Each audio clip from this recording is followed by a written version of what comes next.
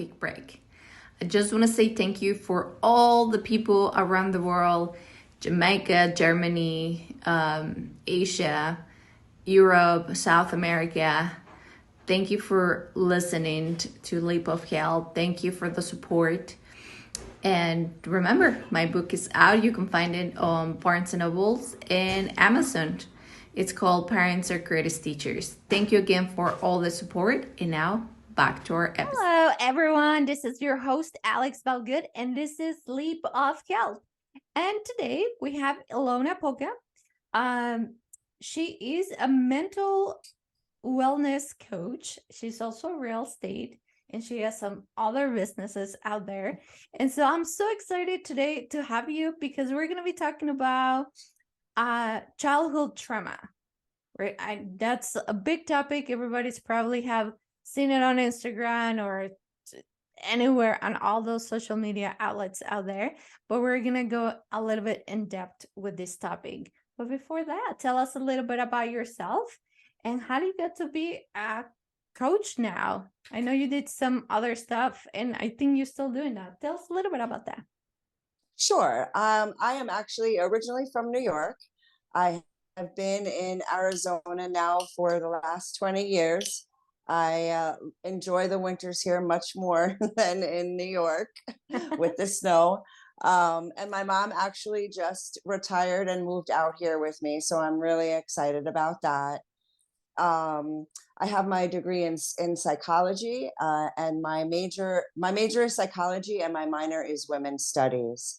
And they say that 99% of psychology majors are in the field because they want to figure themselves out. And so when I moved out here, I got into real estate. As you said, I've been in real estate for 20 years. I have my own real estate brokerage. And, I have family members who live with mental illness. And I started my own personal development in 2006, where I started uncovering and, my parents divorced when I was 2 years old because my father was abusive. And I have an older sister that's 9 years older than me. And just because the divorce happens doesn't mean that the physical abuse and the emotional abuse doesn't carry on with all of us. And I just always had this like feeling inside of me. Of course, when I was little, I didn't know it. However, now looking back, there's got to be something different than this. Even though, they were divorced, my father would fight for his parental rights, and then he wouldn't show up. Or it would be, that I would go to his house for the weekend and chop wood. And, when I was 6 years old. So, I mean, it's great now. I'm a pretty handy woman. However, at 6 years old, chopping wood and lugging coal isn't, how you think of spending time with your father. So when one of my family members experienced, a psychotic break, I became more passionate about, talking about mental health and including, how our brain, reacts when we experience childhood trauma. Our brain shuts down all non-essential systems and, protects us by going into the fight, flight, freeze, and fawn. And then how we react to that trauma is how we make decisions for the rest of our lives. Mm-hmm. There's some studies that have been done that say from 0 to 5 years old is when we learn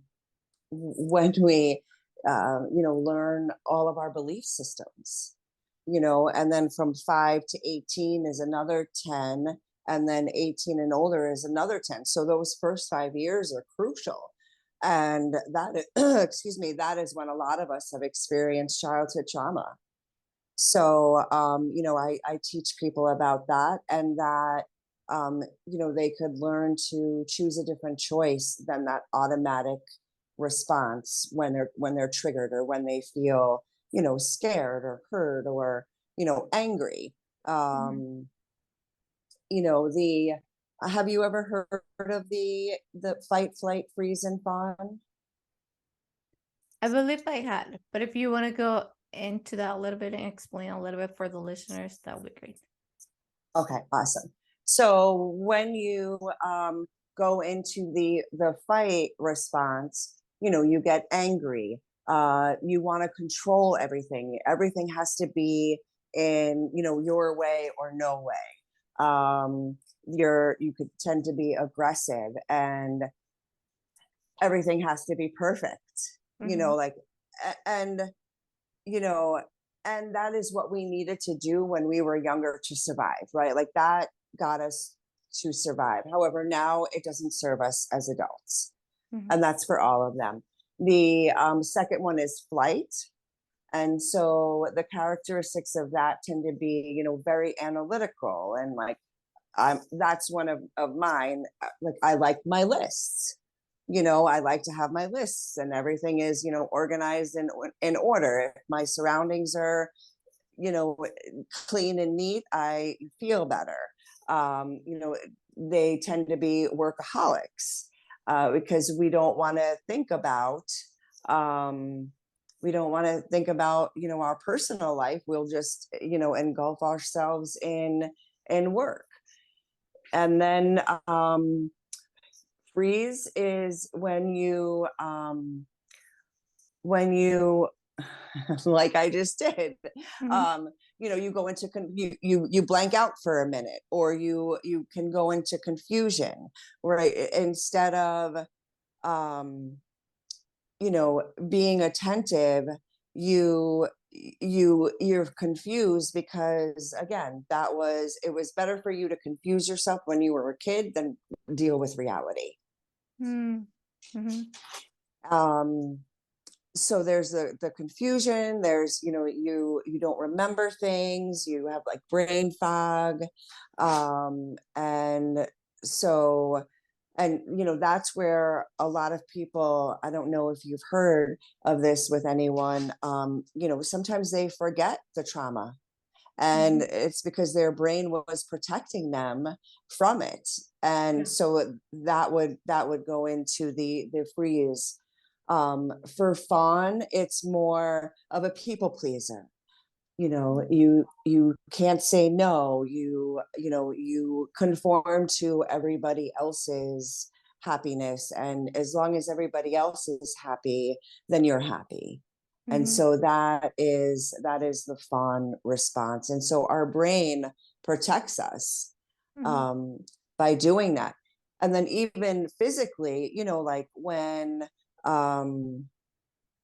you get the chills, or like, that's your body automatically responding to like the cold.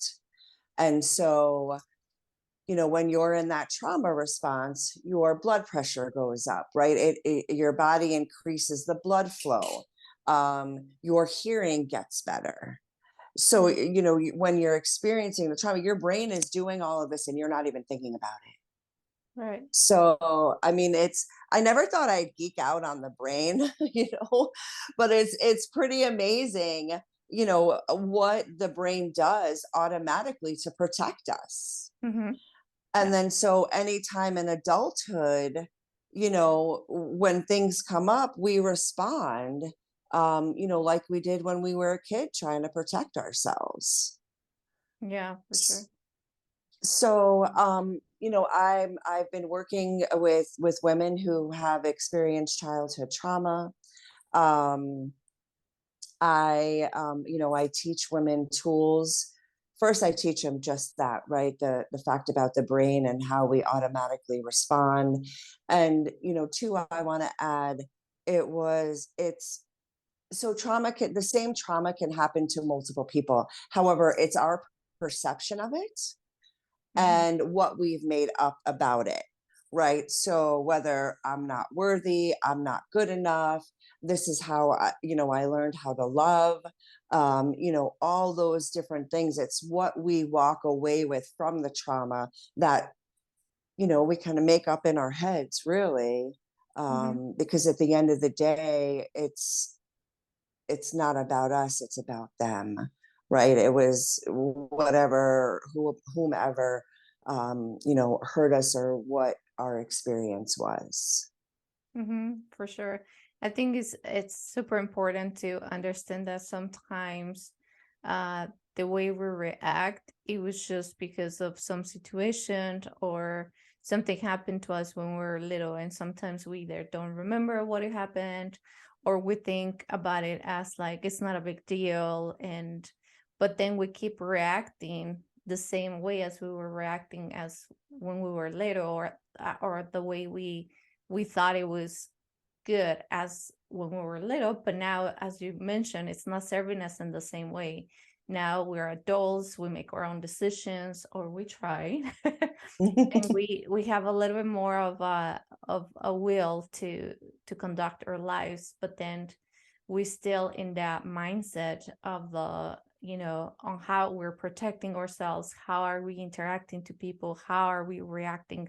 So I think it's really important that you mentioned those points, because I feel like a lot of us live for a long time mindless of those situations. We're like, ah, it's just life, or let's just move on, let's keep on living. But then we don't realize that we can live in a very better way, in a more in a better way, where it's gonna be serving us in every way, right? Mental, physically, and our souls and everything. We're gonna be so much better, but only if we just realize that we've been reacting, or that we have some sort of childhood traumas that we need to acknowledge and release, and then move on, as you mentioned. What are some of the tools that you teach your clients? Can I just want to bring up one Yeah. thing before I answer that. Um, you know, when we're raised, even if it's a dysfunction to severe, where that it's, that's not the right way to live, but even, other ways, we think that it's normal because that's how we grew up. Mm-hmm. So we don't know any differently, and nobody ever talks about it. So, then in adulthood, we've had failed relationships where we don't have money, so all of those circumstances, I feel, stem from the worthiness and loving ourselves and what we're deserving of. And, by realizing this, you get to choose a different choice. And I know that it's not as easy as it sounds. However, one of the first tools that I teach women is breathing, Mm-hmm. the power of our breath. We're not taught that, taking deep breaths can really calm us down, especially when we're being triggered, or, there's something happening. And that, so going to your breath to calm down, and then, that's the beginning of being able to, choose a different choice. So I really focus on that first, because before we uncover the trauma, I want to make sure that they've got some tools before they even begin that uncovering to, to work through it. So, I teach them different breathing exercises. And then, we really go into brain power and, boosting your brain. I feel like we spend so much time on, physical health, or even, that our brain needs to be fed too. Mm-hmm. And, we're not necessarily taught that. And so, I like to do a visualization. I call it your dream shop. And I walk them through a guided meditation where they create their own space to create whatever they want. So like the medicine cabinet has plants and herbs to heal them. They can bring in different people like Martin Luther King, or Mhm. different amazingly Einstein, to collaborate with, right?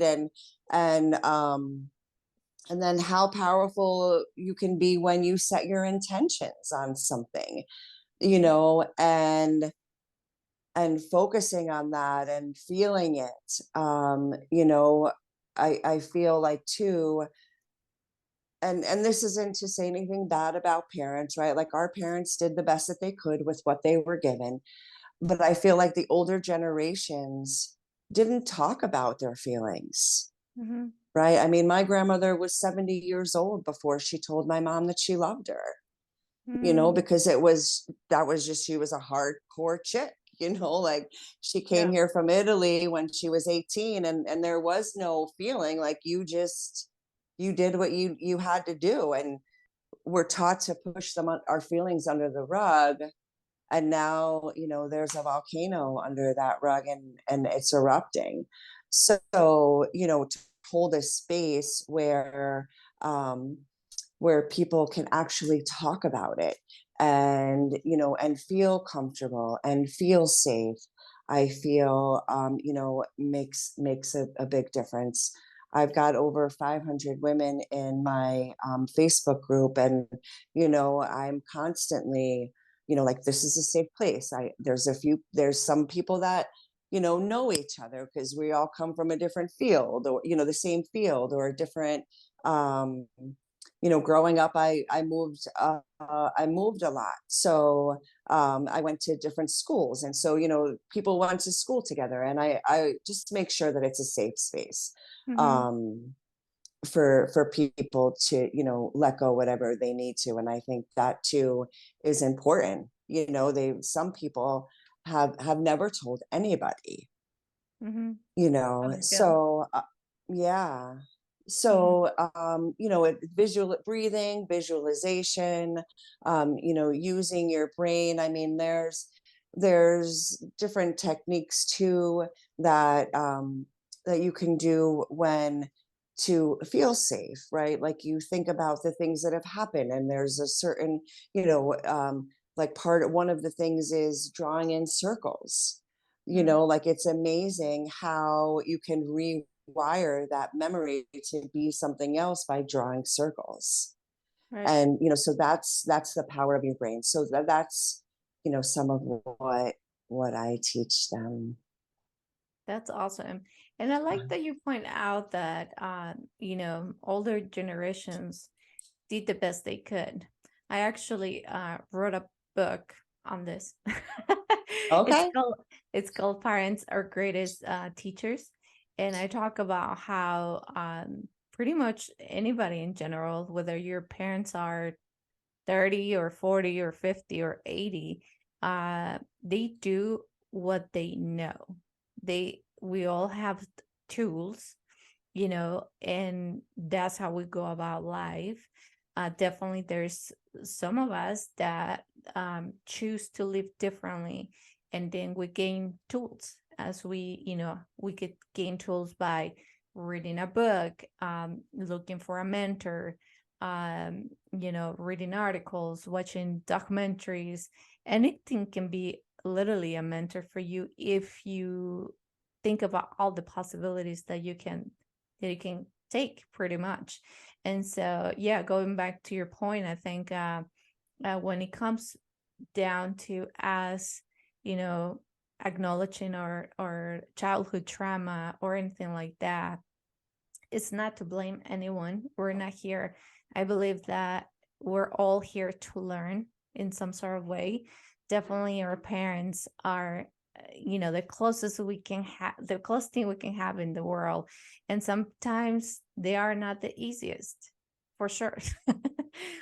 But, we don't get the right to, judge them or think bad about them, because that's pretty much what they had.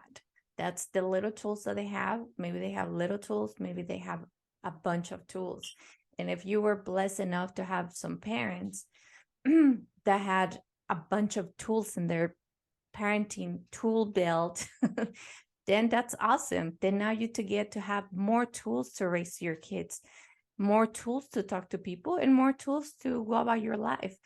But if you don't, and you feel like you deserve a better life, that you could live a better life, there's probably some tools that you need to go out there and grab and learn from everything you can. What are some of the things or some of the tools you gain now after realizing that you also had trauma and got into this path of trying to help others and be of service? Can you say that? What was the beginning part of that again? I'm sorry. No worries. What are some of the tools you've gained through this journey of healing, talking about your childhood trauma? So I mean, I feel more inner peace. Yeah. I've set more boundaries for myself. I have said no when I wanted to. I was a yes person. Um, and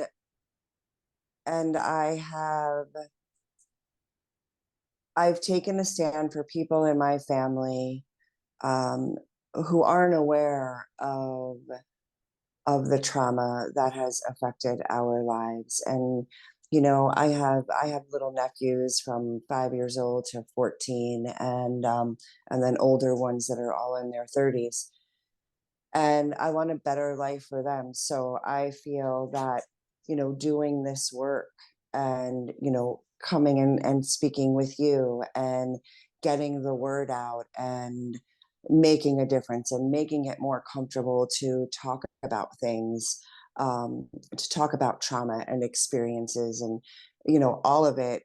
For me, my selfish why is for my own family.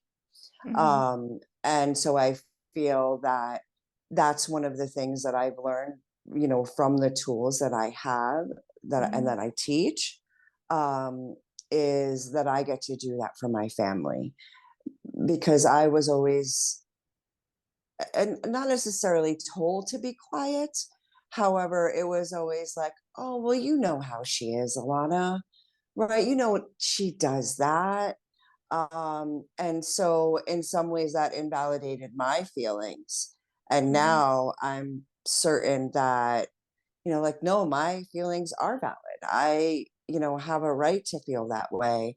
And two, I was also called sensitive, and I used to look at that as a negative. And now I'm like, yeah, I'm sensitive. I could feel your energy. Now I know what it is, right? Like, you are in your crapola and I can feel it.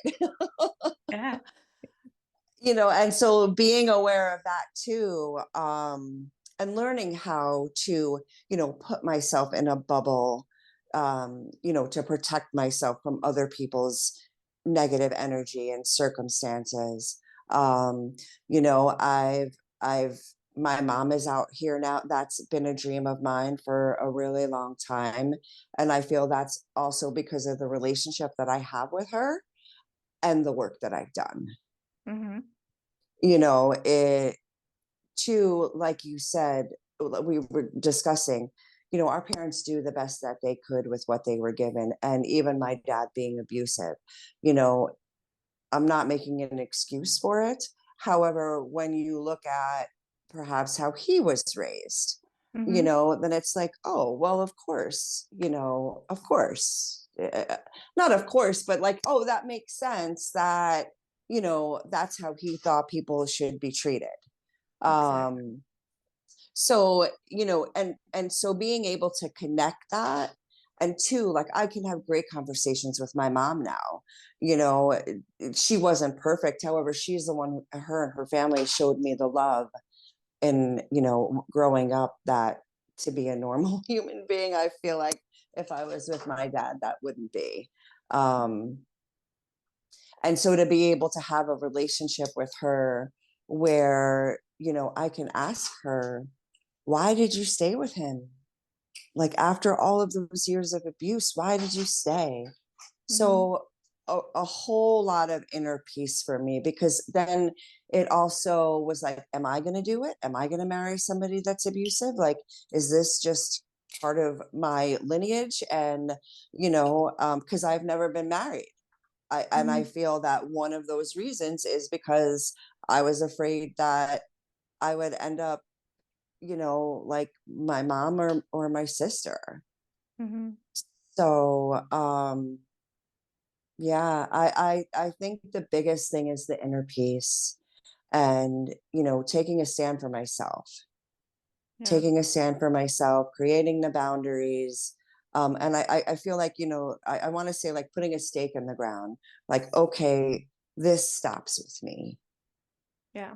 And isn't it Yeah. that cool that you mentioned that, and a lot of people that does the work and puts up the time to, read or go to therapy or whatever it is that it's helping them. We don't just do it for ourselves. We do it to break those chains, to make sure the future generations don't go through certain trauma that we've been through, that we could openly talk about how we feel, that we openly can't, my other stuff like here, openly, that we can really live a better life with a lot of different tools, that we can live happy, that we can have a community to back us out, that we can talk to our family and make our family better. So it's an overall like great thing. I know, as you said, it sounds really easy, but definitely it's not. I feel like everybody that has gone through that and really sat down with their childhood traumas, it's hard. It's hard to change certain things that you've been living through for a long time. But at the end of the day, you get that, you know, peacefulness in your heart. You're at peace with everything, with your family, with yourself. And you know that this is not gonna go through your next generations, whether it's your kids, your nephews, whoever it's around you, that stops with you. So that's such a beautiful thing to really keep in mind, that you're doing all this work, but it's for the better of not just you, but a lot of people, and just people in general that's around you. They don't have to be necessarily your kids or your partner. It's just people that you work with, the people that you connect with on the daily basis. So it's really cool, all these things that you do. Thank you. Thank you. Mm-hmm. Y- Yeah, you know, it's it's something when, like, I don't know, maybe because I don't have children either.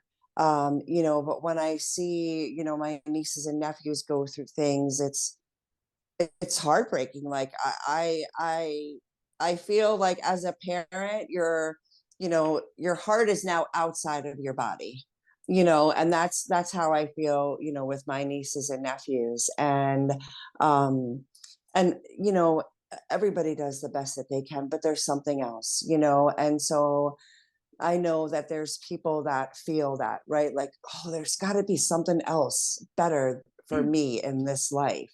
And and it's really just kind of digging deep and, bringing it up, however, but then having the tools to then look at it differently and handle it differently, so that you can live a happy life. Mm-hmm. I struggled for many years, with money and relationships, and now that I've taken a stand for myself and created those boundaries, and have overcome the childhood trauma, it's changed my life. I mean, so my dad was, he would come in and out of my life every couple of years, and then there'd be another big fight, and he'd disappear and then come back. And he reached out to me a couple of months ago, and he wanted to text me to let me know that he was tested for this for this, I don't even remember what it was. That's how much, I really paid attention to that. But, but he's like, you should go get tested and all of this. And so, right, I was triggered. However, I went back to the tools. I worked on my breathing. I journaled, from when I was like a perspective of when I was 5 years old, when I was 15 years old, when I was 25, 35, and now. And I just kept writing and writing and writing and just letting it all out. And and then at the end of the 6 pages, it was like, he's just human. He's just human. He's doing the best that he can with what he was given. And, and I always think, like, had he have been different, then I wouldn't be who I am. Yeah. Right. Like I wouldn't be working with women who have experienced childhood traumas. So, and that feels better than, playing the victim to his upbringing.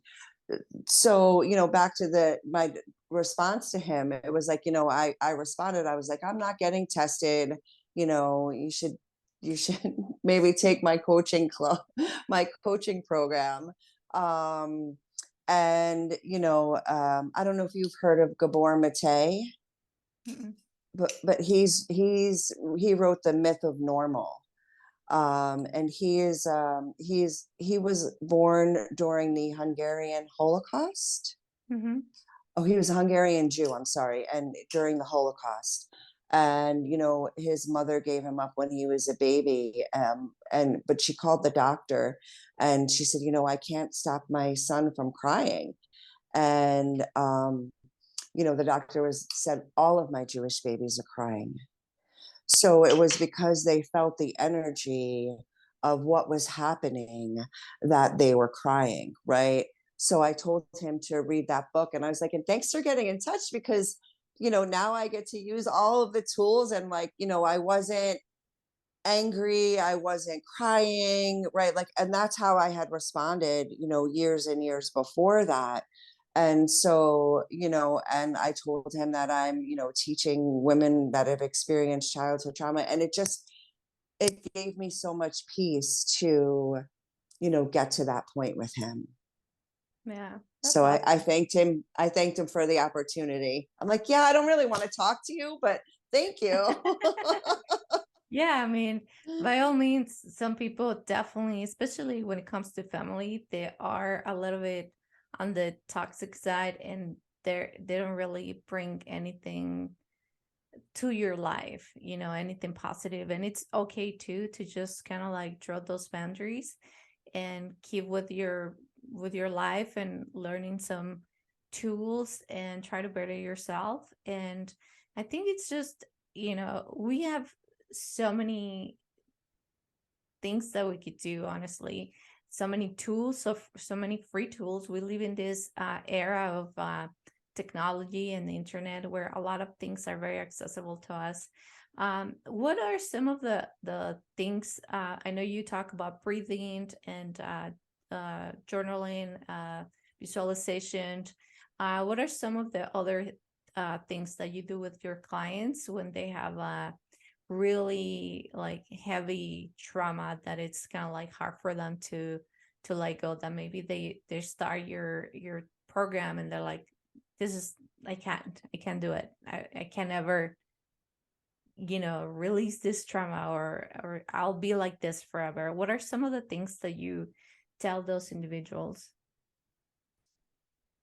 Well, that they can make a different choice, that they don't have to be stuck with that. If it's too hard to deal with, we can uncover it little by little, with however they're most comfortable. I feel like awareness is really the first thing. So if people are aware, like, hey, I know that this is heavy in my heart, uh, you know, I want to move through it. However, not to rip their heart out, to make it a little bit more,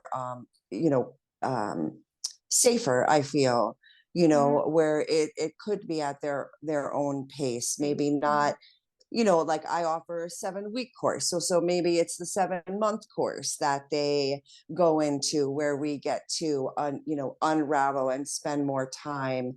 And I think one of the, work when people work with me is, when I start out with the breathing, and they feel that calmness, it holds the place for them to know, that there's tools. And then, that the second big thing is the visualization. And then, even through that, we start healing your heart.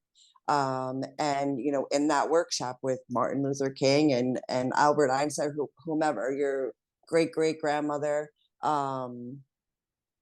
So I feel like the way that I've got it set up is, it is little by little. Mhm. And then having the tools, right? It's you didn't have the tools before. So now, if we start uncovering, go back to your breathing, right? I'll remind you to go back to your breathing, and like, okay, we can get this under control. And or use this other tool. So I feel like, before we really unravel that, you've already got a couple of tools in your toolbox already. Yeah, that's Does good. that, yeah. Yeah, and I feel also too that like breathing is such an essential thing in our lives that we keep forgetting. And I know I had some other guests talking about breathing and breath work and all that. And so we already know how important is breathing and how amazing breathing is for releasing trauma and tension and to bring some calmness, put the levels down of a stress too. It helps you in a lot of things. So I think that's just a great reminder too for everyone that's going through anything.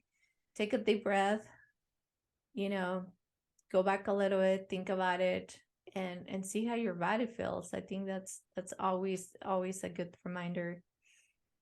And I think it would be great if we could teach kids that in kindergarten, how to use their breath. yeah, I The shallow breath versus a deep breath, and how much better you feel, how much calmer, how much, it really is so powerful, and a lot of people don't realize that. yeah, for sure. Yeah. What's the coolest experience you've seen with your clients going from a really bad traumatic situation to the now? What's the coolest thing you've seen of individuals transforming? What are the changes? What do you see in them? Oh, lightness and happiness and peace. I worked with a woman who was in a religious community, and she was, raped multiple times by multiple family members. And when I started with her, um, she was just very, closed off. And I mean, of course, right? Like, it's hard to let somebody in after all of that trauma. And she was angry. And then after, working a few months with her smile, and even just the lightness of her body, I could feel that so much had been lifted off of her, working through that. And we did. I mean, I started her with breathing, and I am grateful statements every day. And that's how we started. And then we started digging. So I think that's, I'm not going to be, I'm not, I don't handle it that way. I want you to have the tools first. So I mean, just to see how she was, interacting with other people, how she started letting things just, fall off her shoulder, and not getting so angry or anxious, or because it wasn't, she was always angry, sometimes anxious, or, even sad. But it got to a point where it was like, oh yeah, I don't even care about that anymore. Mhm. So it was, yeah, it was amazing. It was amazing. It was beautiful to see, and it reminded me of why I do this. That's awesome.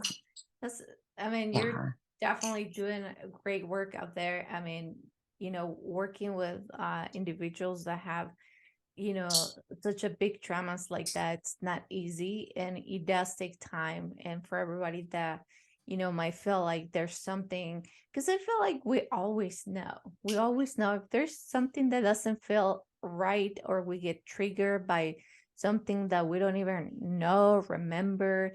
Uh, there's some of the work to be done for us to live in a much better way. As you said, you're going to be lighter, you're going to be happier, you're going to really acknowledge what happened, and then like go and move on with your life, and you could live so much better. What's who will say no to that? It's life is so beautiful that we definitely, why not to live a really good life, where you're not angry or upset or triggered or anxious or even sad for any particular reason, right? So I think that's just amazing, everything that you're doing. And are you doing coaching online too? Yeah. Nice, nice. Yes. And Yes. and that's another tool too. A lot of people don't realize that you don't have to go to to a coach or to a therapist in person, because some of the people might be like, well, I'm embarrassed, this is not for me, it feels weird. But you could talk to someone online, even over the phone, through apps. I mean, there's so many tools out there now that makes things easier for ourselves. As first time I went to therapy, I was embarrassed to tell a stranger how I felt. you know but that was a long time ago. Now you have apps, now you have all these things, you can do things online. So it's always great to acknowledge also all the help that you can get, some of them free, some of them you can invest in yourself. So yeah, there's a lot of things. To finish this, would you like to tell us anything else before we leave? Um, I feel that, yeah, just the more inner peace that we feel all around, in once we can release that, whether it's spiritually, mentally, emotionally, you can really create the life that you really want, and follow that gut feeling. It doesn't have to, you know like Alex said, there's plenty of resources out there. I feel like the more inner peace we have, the more world peace there'll be. Yep, and the better life we get. So why not? Yes. Yes. Thank you Yes. for being here today. If anyone wants to get in touch with you or find out about your programs or anything, where can they find you? They can find me on Facebook and Instagram. Truth be told, one world. Nice, nice. And I will also put all your information on the show notes. So anybody that wants to get in touch with you, or, have a question or anything, they can contact you through there. For everyone out there, if you have any more questions about my show, you can find me at alexvalgood.com. You can find me on Facebook, Instagram, YouTube, Twitter, pretty much anywhere out there. Also, remember, my book is out and you can find it on Barnes & Nobles or Amazon. It's called Parents Are Greatest Teachers. If you have any questions or want to keep on sharing your stories, please DM me. I always answer all of you. So thank you, everyone. And thank you, everyone that is listening in Australia, Canada, Europe, South America. I mean, I am so excited for everyone and all of you for keep on listening. So thank you. And everybody, please have an amazing day today. Thank you.